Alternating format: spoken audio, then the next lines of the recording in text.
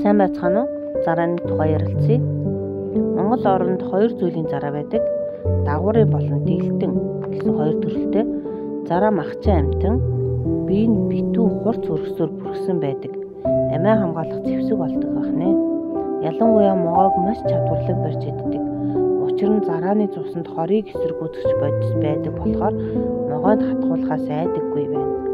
Зарааны эрийг нь бүд, эмийг нь бөөвий, цулцгийг нь бөөдийг нь зараа 700-аас 800 г жинтэй 20-с 25 см урттай жижигхэн махчин амьтан юм байна. Зуны 6-аас 7 сард 5-аас 6 бөөдийг гаргадаг. Шөвгөр явдалтай, шөнтгөр шөвгөр хошуутай, арцгаар өстэй, амиа хамгаалах аргатай. Баярлалаа. Та бүхэн мандаа сувгий.